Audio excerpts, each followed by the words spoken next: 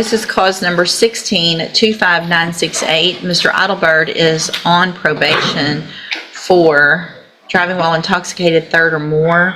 A motion to revoke has been filed, and Mr. Cole has filed a motion asking that I set a bond in this case. And it looks like the allegations from that motion are that Mr. Idlebird, while on probation, allegedly committed the new... And there's the bombshell. While already on probation for DWI, he allegedly racks up another DWI. In court, that's almost the ultimate red flag.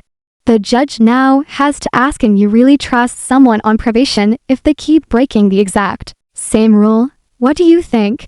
Should one relapse erase all chances of probation? Offense of driving while intoxicated, third or more, January 9th of 2025 in Chambers County, Texas, that he left Jefferson County without permission, that he drove a vehicle that did not have an interlock device on it, that when he was stopped, the allegation is the intoxilizer that was administered provided breath samples of 0.108 and 0.115 and behind in his fees a little bit as well. Mr. Cole? Well, Your Honor, I think since the time that Mr. Idlebird was put on probation in 2017, up until this latest incident, his mental capacity has changed dramatically.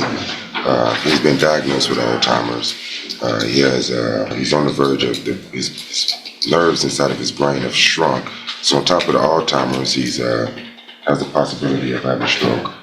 So I think that this is him not remembering the condition. Is where the stakes turn emotional. The defense is leaning hard on Alzheimer's, saying he literally can't remember the rules. That is sharp-breaking, but here's the twist. If he forgets probation rules, he could just as easily forget he's not supposed to drive drunk. The question is, compassion or community safety? Where should the court draw the line? And his wife is here that can, his keys, you're taking his keys. We do have paperwork that I gave to counsel that can, from the doctor showing that he does have Alzheimer's. He was diagnosed in March with Alzheimer's, and nerves in his brain are shrinking. Your Honor, he's unaware that he even violated the condition. Well, that makes it even scarier for me. That I know it does, but we're asking that we get him out, and his wife is going to take care of him and make sure that he doesn't drive that car anymore. Take the keys, now that we're aware of. Why don't you, if you want to put on a witness, that might help. I'd like to call Gwendolyn Brown, please. Okay, Ms. Brown, come on up, ma'am. Do you have some documentation of that? Ma'am. And your name, what was your first name? Gwendolyn. Gwendolyn Brown. And Ms. Brown, would you please raise your right hand? Do you swear or affirm the testimony you're going to give in this hearing will be the truth, the whole truth, and nothing but the truth? Thank you. Go ahead, Mr. Cole. State your name for the record, ma'am. Gwendolyn and Albert. And how long have you known this gentleman right here? We've been married 13 years. 13 years. And when did you start noticing deterioration in his mental capacity? Back in December last month. December. Last year, 2004. I guess another question I want to ask you is, Can you speak up, please? what are you willing to do to ensure that Mr. Idlebird no longer has access to his vehicle? I will take the keys from him. He will not drive anymore. Nothing. I already had the keys. I can't drive anymore. He will not drive anymore. He will not drive anymore. I will take the keys from him, and he will not drive. And do you think that in the situation that happened in Chambers County, do you think that he was aware of the conditions of probation that he was violating? No, he wasn't aware because his probation officer told him that she was done with him. So when you say you're done with somebody, that means you're done with them. You thought he wasn't on probation anymore. So there's a lot going on upstairs, Your Honor. I don't want him showing back up in a red suit. I know she didn't care for him outside of this facility that he's currently in right now, which is in jail. We have a court case in Chambers County that we would like to be at. And I don't think that he was intentionally violating probation. I think that he, at this point, his mind is, so he's getting lost. He doesn't know whether he's coming or going.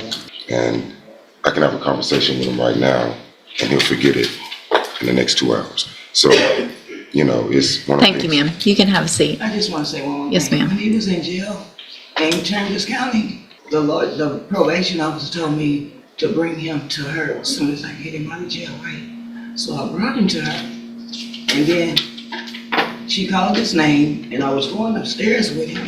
And she said, Miss Alibert, you have to stay downstairs. So she went, she said, only me and my supervisor need to talk to him. So her and the supervisor talked to him, and when he came back outside, I said, what did she say? He said, nothing. She said, go home. But she had told him to go turn himself in to Jefferson County. And he didn't remember by the time he got back to the car. So he would have been in jail. Right. Thank you, ma'am. Ms. Mulford? Vision. Right there, the judge finds a middle ground. Release allowed. But with a lifetime ban on driving, it's a compromise between punishment and mercy. Do you agree with this balance? Or should public safety always outweigh personal circumstances in cases like this? You know, based on... Obviously, I have the same concerns as the court based on the representation of his wife, that he won't be driving. That gives me a little bit of comfort. I did speak myself with Ms. Hunter. I know she's probably just told him what the rules are, and maybe he doesn't understand them, but I know she hasn't been combative with him. She initially told me she doesn't oppose him being a bond. I don't know if she's aware of these medical conditions, but it's the driving factor. And obviously he couldn't go somewhere like mental health safety or anything with that. No, not with that diagnosis, and I don't think with that diagnosis either. Right. Let me look at something else. All right, so what I'm going to do in this case is set a bond. I'm going to set the bond at $5,000. I'm going to order that a condition of that bond is that Mr. Idlebird not drive ever.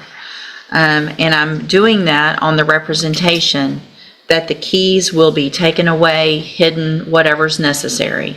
And so I'm looking at you, ma'am, that you are giving me that representation to make me feel comfortable that he doesn't get the keys somehow and drive. So just sticking them in your purse or sticking them in a drawer with this type of diagnosis is not going to be good enough. I'm going with your assurances that you're going to take care of that. Obviously, you don't want anything to happen to anyone else in the community as much as I don't.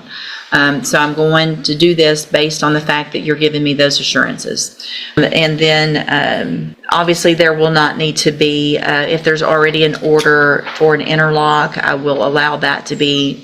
Is there an interlock? Yes, Your Honor. Yes. But he's done. Well, I know we want him to be done and we're saying he's done. You're able to drive the vehicle